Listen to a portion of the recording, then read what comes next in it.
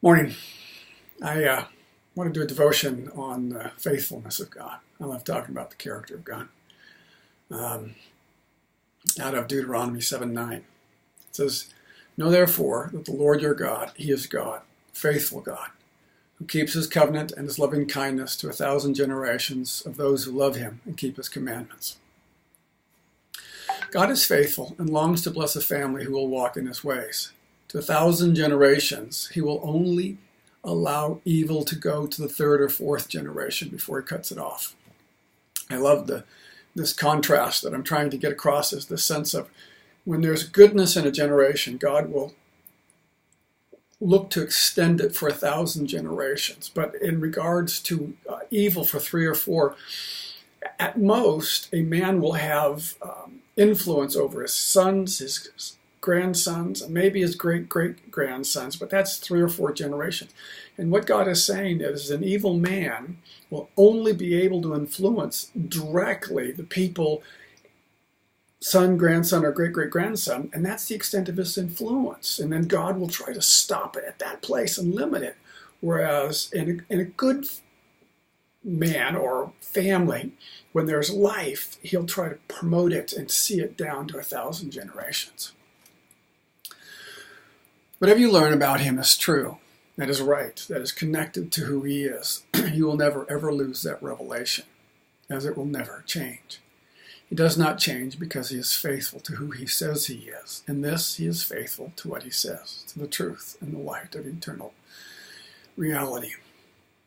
His words are the strongest expression of who He is. They can't be trusted, as they are the very heart of God on display. When He told Adam, "If you eat of the tree, you will die," He gave His Son His life on a cross to be faithful to that word spoken to Adam and Eve.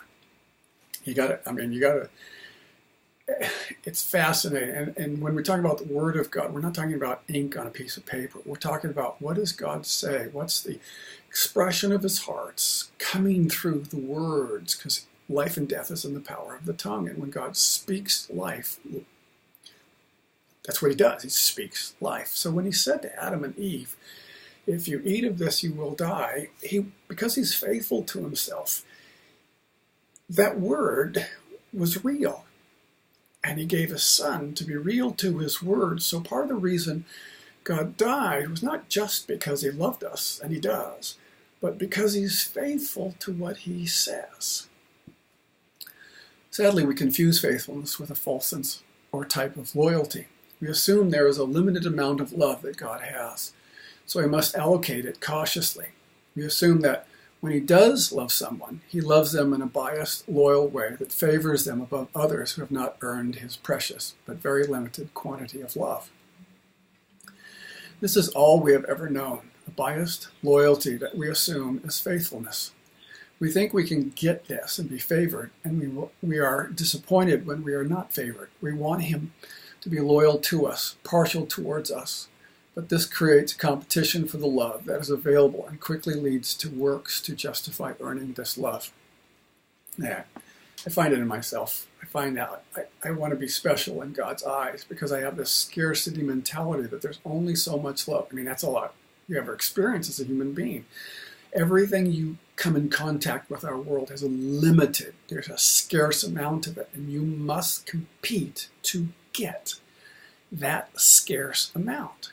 And what I naturally do, is I just project it onto God. And I think, okay, God has a limited amount of love, and so He allocates it to those who have earned it.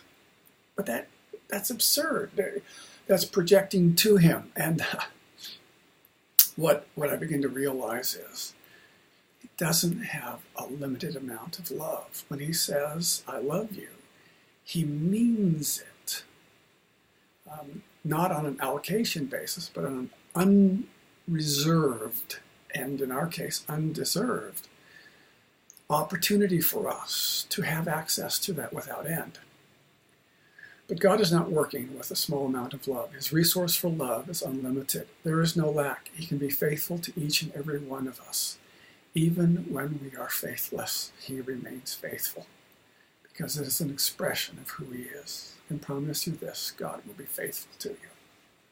I love that statement. Even when we are faithless, he remains faithful. What is he faithful to? He's faithful to himself. That sounds a bit selfish from our perspective. But when you're infinite in God and when you know all things, that what he's faithful to is not a selfish understanding of himself, but that he will represent reality to us. And that reality is God is love. And one of the things he says to us, that he's going to be faithful to us, I will never leave you nor forsake you. So his faithfulness says, that's what his covenant, his commitment, he is faithful to in his love for us. I like it a lot. Have a good day.